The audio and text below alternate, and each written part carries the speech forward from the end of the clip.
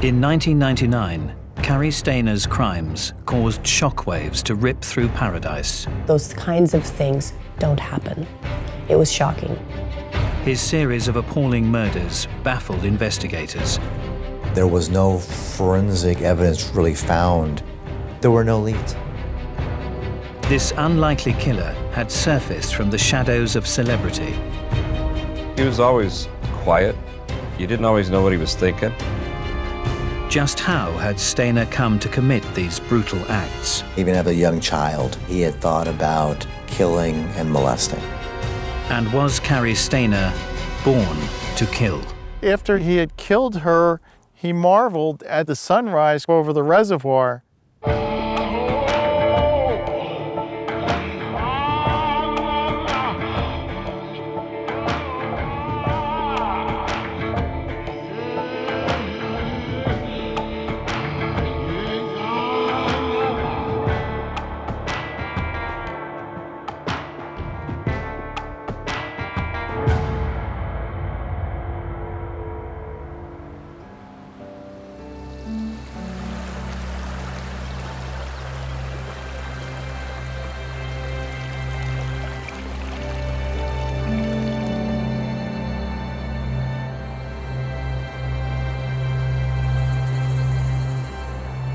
Yosemite is awe-inspiring even for us who live here.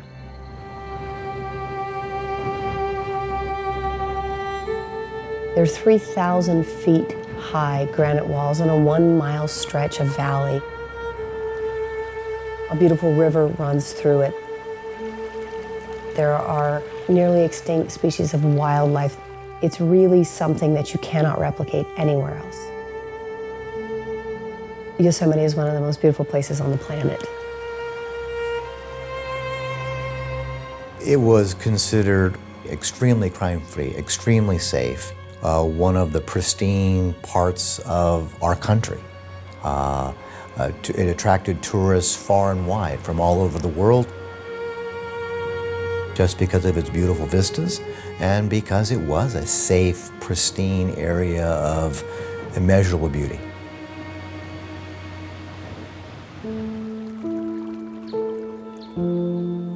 In February 1999, Carol Sund would be one of those attracted to the peaceful majesty of Yosemite. Carol was our middle child of 5. She was a very special person. She was an advocate for abused children and would go to the courts and stand up for them. She just was really busy helping in the community, and that's what she really wanted to do with her life, making the community better. She tried to do everything right. Joining Carol on the trip was her 15-year-old daughter Julie and 16-year-old Silvina Peloso. The two girls had been friends since they were babies. Julie and Silvina, they got along just great. Julie was a very strong personality. She was much like Carol. She wanted to compete in everything and wanted to be the best at it. She was in this cheerleading group, and I can remember when she first got started doing it, she was laying on the floor, and I said, "What's wrong with you, Julie?" And she says, "Oh, I ache all over." I just ache all over because she wasn't used to doing all that, jumping up and down and stuff, but then she loved it. She really was pretty good at it. The trip was supposed to be an unforgettable visit to one of California's natural wonders, but would result in a tragic mystery that would baffle investigators for months. Carol, Julie, and their friend Silvina had originally driven to Stockton to look at the University of the Pacific. Julie was a cheerleader and they wanted to look at the cheerleading program. And then after exploring the University of the Pacific, they came down here to El Portal, to the Cedar Lodge, and they did some tourist activities at Yosemite. After visiting the park, The party were due to return their rental car and meet Carol's husband at an airport. Carol didn't show up, and it was surprising because Carol was always very organized and on time. Police were quickly notified of their disappearance. There was not much to go on. The room that they had stayed in had been left. The tourists had not checked out. There was no forensic evidence really found in their room. Wet towels were found on the floor, but no clothes. The towels in the bathroom appeared to be wet, as if someone had used them and then left. It gave the general appearance as if someone had stayed there and left. So there wasn't much to go on. There were no leads.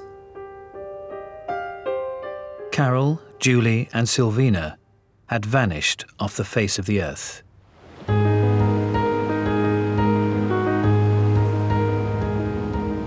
It was winter, the roads were snowy, and many winding roads in and out of Yosemite were treacherous because of their curves.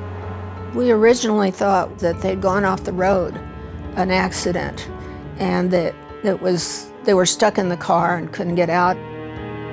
The disappearance of the tourists baffled the authorities and would spark a massive search and rescue effort. There was a big search. Foul play wasn't suspected initially. Search and rescue mobilized and searched, high and low, narrow and wide. People were looking at rivers, people were looking at the sides of the roads, because there are hundreds of miles of winding roads. I got in the car and went looking for them. I had ropes and blankets and guns in the car, everything, because I didn't know what I was getting into. This is extremely rugged, dangerous, wild terrain. It was scary. They actually brought in Navy facilities. A P-2 plane flew overhead. So it was a tremendous search. The mystery began to make national headlines. No one had, in recent memory, received media attention of disappearing like they had. No one, that is, since a disappearance in a nearby town some 27 years earlier.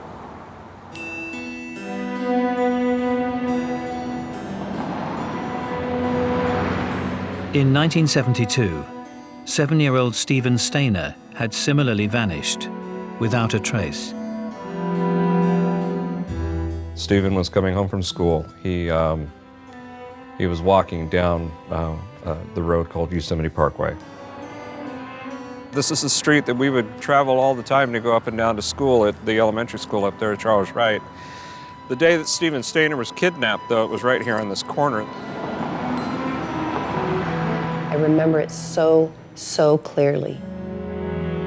I was 5 years old, and that is really my first recollection of a news story, and I think that was because my parents made us stop walking to school. It was a horrible crime, and it made them very aware that something could happen to us in the same way. The news channels, nationally known, ABC, CBS, NBC, those all came to Merced, interviewed people constantly. Law enforcement, FBI got involved in it. Yeah, it was huge. Me and a bunch of friends got together and started looking for him. Everybody in the town was searching. It would be an event that would affect not just Steven's family, but the whole community. This is Betty Street. This is where Cary and the family grew up at. And I actually grew up on the other side, but different neighborhood now than it used to be. You know, we used to have kids and fun and frolic around here, and it seems to be much more controlled than what it was when I was growing up. His mother left Steven's room exactly the way it was when he was taken. Nobody would go in there because that was Steven's room. But his father would go in there and stand in the doorway and look around. He would and get very sullen over it. Hit hard by the disappearance was Steven's older brother, Cary Stayner. Cary and I were sitting in his backyard one day, and I kind of brought that up. And He kind of talked about it, but didn't really want to talk about it. It was just so raw and so heart-wrenching for him, I'm sure, as an older brother, knowing that he should have done something, even though he didn't have any way of knowing that type of situations. Cary and others searched high and low for his brother, but Steven seemed to be gone for good. After 7 years, most people had sort of given up any hope that he would ever be found or that he was even alive. But the story of Steven Stayner would have a dramatic twist. And unbeknown to everyone, it would be connected to the disappearance of the Yosemite tourists over 20 years later.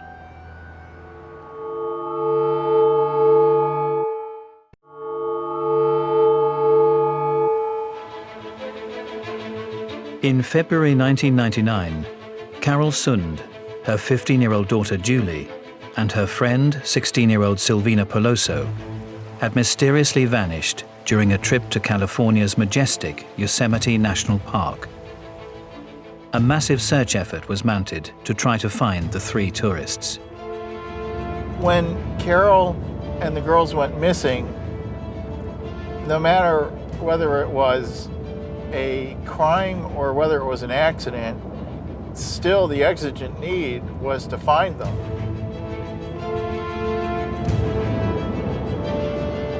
There was a tremendous search going on, looking all over Yosemite for them. People were searching, they were looking in the River Canyon, they were looking in the park. We were pretty much convinced that they had had some kind of an accident somewhere. I drove up and down the rivers looking for a car, into the woods, and talked to everybody I could meet. Despite the extensive search, no trace of the Sund party or their rental car was found. Thoughts inevitably began to turn to the prospect of abduction or murder. In my opinion, the last place you know your victims to be is where you start. And in this instance, the last place we actually knew of them to be was the Cedar Lodge. Cedar Lodge is one of 2 very large motels just outside the park's entrance in El Portal. There is not very much there. It's very remote. In the wintertime, very empty.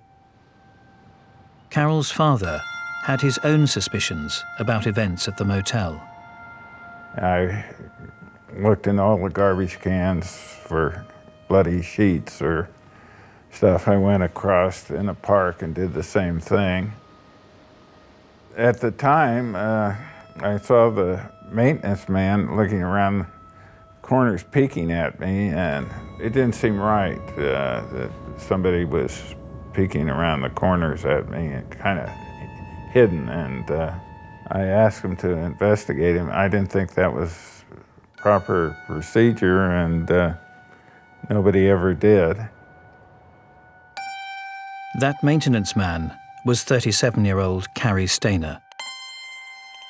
There was no crime scene to speak of, so the reality was everyone expected it to be a car accident, that they had accidentally driven off of a cliff or something like that. But local history had proved that some people, presumed missing forever, do return. In 1972, 7-year-old Steven Stayner had vanished from the streets of Merced. In 1979, the unimaginable happened. Steven returned, bringing with him 5-year-old Timmy White and a tale of 7 years' captivity at the hands of pedophile Kenneth Parnell. When Steven got back, it was a big deal. The news media, it was a circus. There were probably 300 people in their yard. Everybody was just so happy, and it was like, where could it be been in this whole time? Steven was sexually abused almost from the time of his abduction. When Steven had sort of outgrown the age at which his molester was attracted to him anymore, he went out and got another child, Timmy White. Steven realized what was going on and didn't want another child to be a victim. And that's when they ran. He had the courage to take that child and leave and escape and bring them both to safety. This is a park here called Stevens Park. He became an instantaneous hero and celebrity for more than anything else when he was returned to Merced. Movies were made about him, books were written about him. It was huge. It was huge. He was a hero.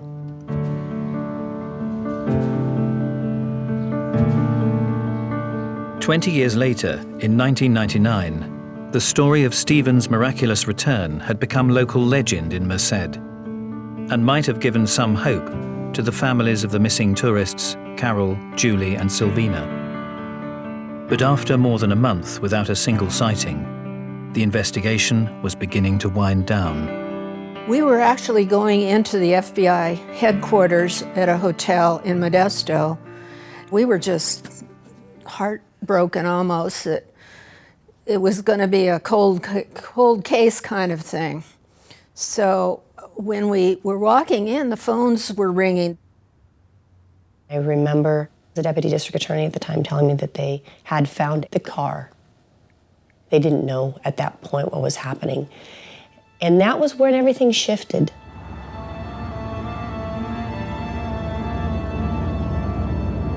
This is it. We're really close. When we eventually arrived at the scene, which was in Tuolumne County, the car was literally completely obliterated by fire. The fire was so intense, it went 25 feet in the air and singed the branches 25 feet above the car in the trees. They estimated that the temperature of the fire might have reached up to 2,000 degrees. Everything, the paint literally liquefied and came off the car. The tires blew, the wheels melt, everything commingled into being one big molten lump. They found no bodies in the car. The car had been burned in extreme heat. We couldn't figure out why they would be there because it was quite a few miles away in a completely different area than where they had been last seen. The evidence response team for the FBI began going through the car. They went through the inside and then they opened the trunk. 2 bodies were in the trunk.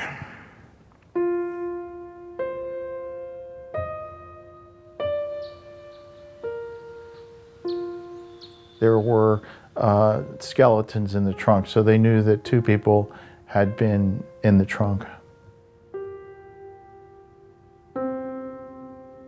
The bodies were identified as 16-year-old Sylvina Peloso and 43-year-old Carol Sund.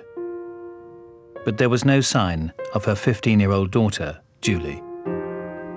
Some shoes and some clothes were strewn along this path, which made it seem that, okay, people were leaving. Someone had left and that Julie's son was still perhaps alive. That gave the family hope. They had a certain amount of hope at that time. For us, that almost sent us into a frenzy because we felt there was a 3rd victim that was still out there and maybe we could try and recover that 3rd victim. While investigators searched, the discovery of the bodies had plunged the people of Yosemite and the surrounding area into panic. People come to Yosemite, you don't expect there, it's like going to Disneyland, you don't expect there to be crime. Everything is supposed to be perfect. The scenery is perfect, the animals are perfect, the people are perfect. That's the perception. Those kinds of things don't happen. It was shocking, and it was very scary.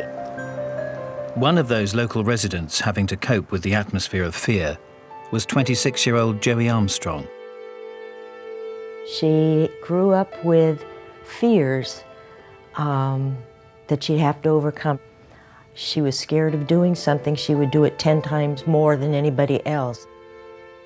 Joey Armstrong had embraced all challenges and achieved her dream of becoming an instructor at Yosemite National Park. She was a naturalist who worked in Yosemite, and She and another lady lived in this remote cabin that teacher naturalists have lived in throughout the years in Yosemite, out in this gorgeous meadow. Joey was exquisitely happy in Yosemite. She loved what she was doing, and she was doing it really, really well. She was lighthearted and very creative. She would tap dance in her hiking boots for her students. Everything she did with a flair. She was awesome. Meanwhile, the hunt for the missing 15-year-old Julie Sund had little to go on, other than a camera found near the burnt-out rental car. Investigators developed the film and scanned the photographs looking for clues. They showed the group enjoying their visit to Yosemite, then returning to their hotel room at the Cedar Lodge. Then nothing more. So might the answer to the riddle lie at the hotel? Me and this cook were standing outside talking to a caretaker about the murders, and I said to him, the worst part about all of this is that the other girl that's still not found, their parents, they still have a daughter out there missing. The caretaker Tony Jones was speaking to was Cary Stayner. And he said to me, oh yeah, I know what that's like. My brother went missing in Merced years ago. And I said, that's, it's got to be the worst feeling for a parent not knowing where their child is. And I think I heard a couple days later there was a letter sent. In a sickening twist, Julie's abductor was about to reveal her whereabouts.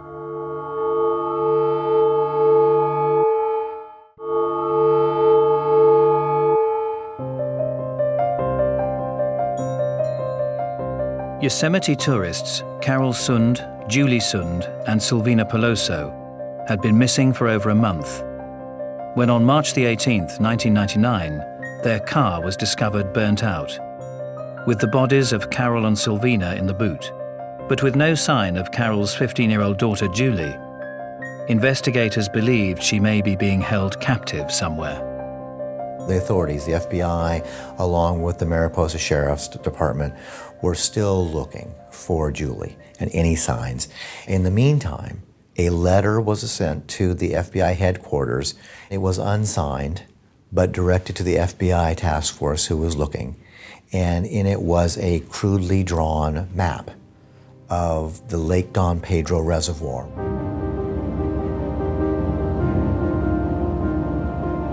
I think it's coming up here. This looks familiar to me. Here it is. Moccasin Point. This is it. They found the letter with a diagram where to find Julie. That's how we found her. You can tell, you'll be able to see a path coming in. Yes, the map came to here. The FBI brought the dog to this area, and the dog immediately hit on Julie's body. Her throat had been cut.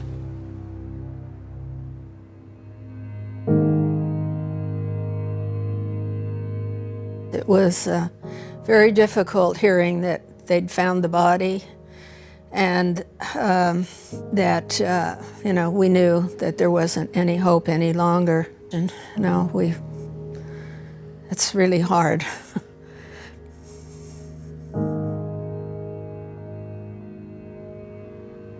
It was clear Julie's body had been lying there for more than a month. But within weeks, an announcement by the FBI meant the fear that had gripped the community began to dissipate. Carol's son's driver's license was found in Modesto by some children walking at a major intersection. Suspicion fell on a group of known methamphetamine users, one of whom appeared to be making incriminating statements. There were three parolees in Modesto who were rounded up and arrested, and the FBI made it pretty clear that everyone was out of danger. They had these people in custody, nothing to worry about. It would be reassuring news for Yosemite naturalist Joey Armstrong.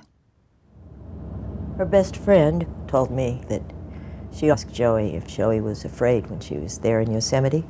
I did too when I went to see her because of these women that had been murdered at the motel. And she said no, because they've caught them. It's all in the news. They've caught them. They're down in Modesto in jail. At that point, on a local level, people were a little bit relieved. Okay, it's not one of us. It's not someone here. That this is not someone in our community who's still at large. But in July 1999, all that changed.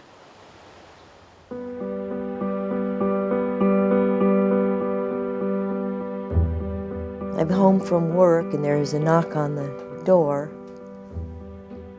And it was a police officer, and he said, I'm here because I've gotten a call from Yosemite, and they would like you to call them.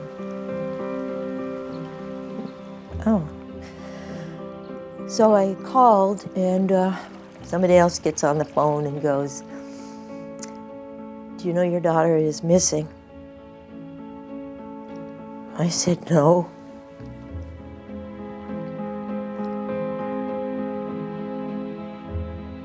Joey Armstrong went missing in July. She was supposed to go to the Bay Area, didn't get there, was reported missing by her friends. The authorities out in Yosemite went out to the cabin, and they found her truck there, but they did not find her there. She had things, personal belongings in her truck that she had obviously been loading, and that caused alarm. Across the meadow, searchers made a grim discovery. They found a body in a nearby creek not too far from the house. Despite her distinctive looks, the authorities seemed unable to identify the body as Joey's. I had to ask, did she have red hair? They said they didn't know. And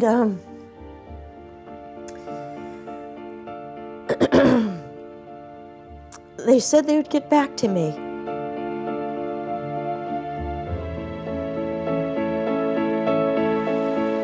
It was particularly gruesome. It was very horrific for everyone involved.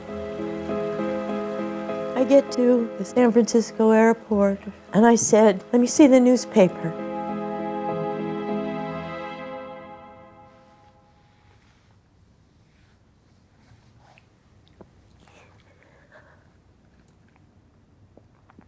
And it said, Yosemite naturalist beheaded.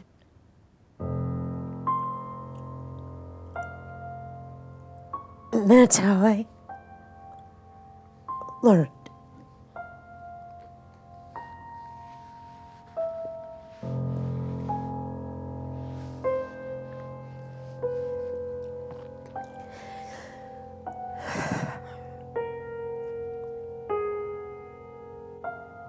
Her head wasn't found until sometime later.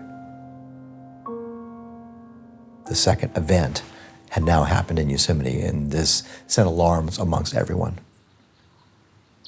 Because now the local people were not, and the authorities weren't sure, did they have a serial killer about?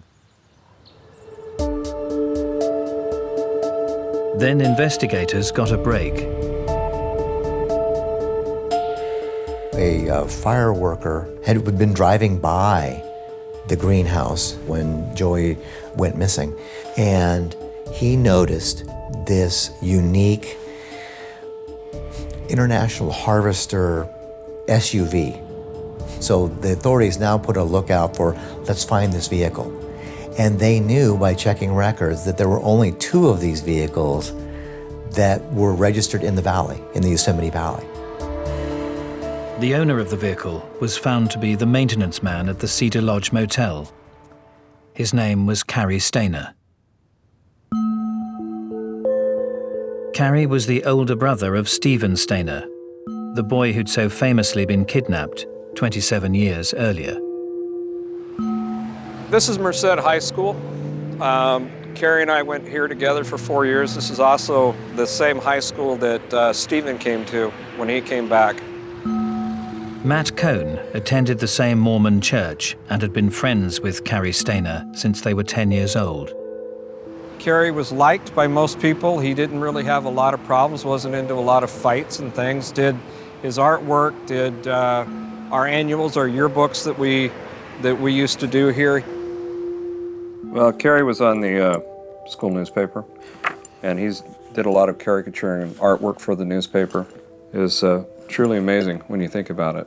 You know, the artwork that he was able to do, and it's all freehand. Cary was always quiet, but always had a mischievous side to him. There was this undertow of mischief. You didn't always know what he was thinking. He was diagnosed with having high-functioning autism, which probably was Asperger's disorder. You would have difficulty reading them because they don't have the same depth of emotion or bonding, social bonding, or ability to interact with other people, even reading other people's emotions. Mr. and Mrs. Stayner did the best they possibly could with the kids. Everybody was clean, you know, well-fed, loved, basically. Didn't really seem to have a lot of dysfunction until after Steven was kidnapped. Steven Stayner's kidnap had a profound effect on the entire Stayner family. His family spent a great deal of his childhood and their free time looking for his brother. And that search dominated the parents' days as well as his own. But it appears that Cary Stayner had problems even before his brother had gone missing. He had a disorder called trichotillomania, or obsessive hair pulling. And that was something that he was burdened with early on in his childhood. He had a nervous rolling of hair. He would wear a hat all through high school, and he said it was because he was going bald like his father. I think the fact that Cary Stayner had this compulsive disorder of pulling out chunks of hair indicates agitation, perhaps anxiety, but it does say something about physiologically that something is amiss and something is imbalanced in him. The older brother of the hero Steven Stayner was now a suspect in the murder of naturalist Joey Armstrong. FBI agent Jeff Reineck was sent to detain Cary and drive him to the FBI offices for questioning. It was a meeting that would prove fateful. It seems like, I don't know, people just feel this need to open up to me. I become emotionally intimate with everyone I interview because I genuinely care about people, and that comes out. He and Mr. Reineck started talking about his brother, because Jeff Reineck, the detective, had been involved in child abduction cases with the FBI for a long time, and he was interested in knowing from a law enforcement perspective, how did the Stayner family feel about law enforcement's treatment of them? He said that Kenneth Parnell and his partner, who were the ones who took his brother, were only sentenced to 7 years. And they held his brother for 7 years, and he didn't think that was fair. And I frankly agreed with him. I explained to him my experience working these cases, how they had affected me, the idea of closure. I offered to get him counseling. You could tell he was hurting. For Cary Stayner, the return of his brother Steven may have been as traumatic as his original disappearance. I'm sure there were moments when they believed he was dead. And they have to get back to living their lives. And suddenly his brother returns. Not just returns, is an international sensation. There a news conference where Steven and the family were addressing the news. And Cary was at this news conference, and then Cary Stayner moves away, pulls out of the crowd and leaves. Very likely anger has set in, resentment has set in. Feelings of nobody's even thinking about me. He probably also wondered, did my father wish it had been me instead of Steven? because that would be an inevitable sibling kind of thought. After his brother's return, Cary Stayner, who'd once had ambitions of being a successful cartoonist, began to drift. The last time I saw Cary Stayner was actually about 3 years out of high school. I was working at a local fast food restaurant, and he came walking through and said that he was going to start his own religion, where they allowed the smoking of marijuana, and some of the Mormon background that he had tied in with it, believed in polygamy. And I kind of looked at him strange, and I thought, where'd that come from? Still makes you wonder. In 1989, when Cary was 27 years old, his brother Steven was killed in a motorcycle collision. Now, 10 years later, and working as a maintenance man, Cary was a suspect in a brutal murder. At the FBI offices, he asked to speak with Agent Jeff Reineck alone. When I went into the room, Cary was sitting there, and he was kind of sitting in the middle of the room facing corner, and he was kind of just very slumped, and he just didn't look good. And I said, "What's wrong? What's up?" And he said, "You know, I'm a bad person. I've done bad things. Sometimes I think about world peace and world love, and other times I think I could kill everybody in the world." And I said, "Cary, people do bad things. It doesn't mean they're bad people. Good people do bad things all the time." And he said, "I can give you closure about this." And then for the next 6 hours, Cary Stayner told us how he had abducted and murdered all 4 women. What Cary Stayner would go on to reveal would torture the victims' families and shock the Yosemite community to its core.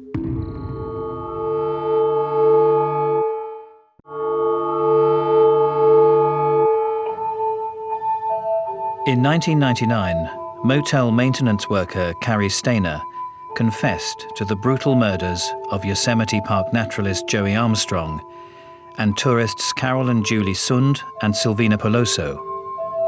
He would calmly describe his actions in minute and shocking detail, admitting to having had violent fantasies since he was 7 years old. He described them as having them all of his life.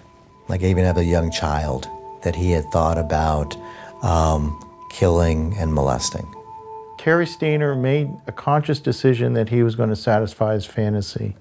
He made that decision a year before he acted out on it. In February 1999, Stayner decided the time had come. He had a girlfriend who had 2 young daughters. It was always his fantasy to molest and kill 2 children. He went to his girlfriend's house for Valentine's Day with the intention of killing his girlfriend and her 2 daughters. But there was another groundskeeper, and he didn't have his opportunity. So Stayner left her place and went back to the Cedar Lodge. And he started prowling. Room 509, he looks in, and the curtain is just a little bit ajar. And it's enough for him to look in, and he sees Carol and the girls, and this is what he's been waiting for. Stayner bluffed his way in on the pretense of investigating a leak. With Julie tied up in another room, he strangled her mother Carol and then her friend Silvina, and proceeded to sexually assault Julie. As morning approached, he placed Carol and Silvina in the boot of their car and prepared to leave with Julie. He then went back into the room, packed up the suitcases, and loaded those in the car as well. He then wet some towels and left them on the floor to stage it as if they were leaving in a hurry. And he drives up 49 with Julie in the passenger seat and Carol and Silvina dead in the back of the car. FBI agent Jeff Reineck would eventually take Cary Stayner out to drive exactly the same route he'd taken that morning. I mean, this is where he drove her. Now, when he drove her here, it was dark. I mean, just imagine, how would you feel in 30, 40-degree weather, not knowing where your mother and friend are, and all that's clothing you is a pink blanket, and that's it, and you've been sexually assaulted for the past 2 to 3 hours? I don't think anyone has the ability to imagine that level of terror. So they pulled up here. You see the flowers? It's the memorial.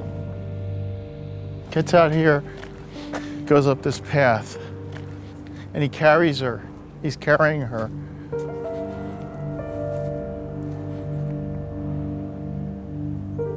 And he brought her out here. They laid out the blanket, and then he laid on the blanket with her, and he told her how he loved her, and wished it could be different. He saw the light starting to come up, and he realized that it couldn't continue. So at that point, he sat her up and he killed her. After he had killed her and her body is laying down there, he marveled at the beauty of the sunrise coming up over the reservoir. Stayner was a depraved killer with no conscience, and he'd fooled everyone he'd ever come into contact with. When his identity was finally revealed, it stunned the community. It was pretty weird. Chilled to the bone when I think about talking to this guy. I did see him on television. I looked at his eyes because they zoomed in on his face. And when I looked into his eyes, I just sat there and went, there is nothing there. There's no mind, there's no personality, he's gone. It was just shocking. Cary Stayner's confessions led to a life sentence for the murder of Joey Armstrong and the death penalty for the murders of Carol Sund, Julie Sund, and Silvina Peloso. But was this man, who'd fooled friends, family, and the authorities for so long, who'd claimed to have fantasized about murder since he was 7 years old, born to kill? Cary Stayner, in my opinion, had a sexual fantasy. And what makes guys like Cary Stayner and serial killers different is that they commit to carry their fantasies out even though they know they're crossing the line and they're going to take a life or it's going to be illegal. There's many, many individuals walking around now who do have these very dark, perverse, and violent sexual fantasies, sexually aggressive fantasies, who never act out. That just stays internal their entire life. If you think about a child at the age of 7 having fantasies of murdering women, where's that coming from? There was never a time when the fantasies that began early were diverted and he got through that and passed it behind him. They stayed with him, so yeah, in that case, he's born to kill. Clearly, there were environmental influences that moved him into the opportunity to do so. Cary Stayner currently resides on San Quentin's death row, as infamous as his brother once was famous. His legacy, 4 innocent lives, snuffed out. Carol's daughter put on the gravestone, "Memories you carry in your heart are there forever."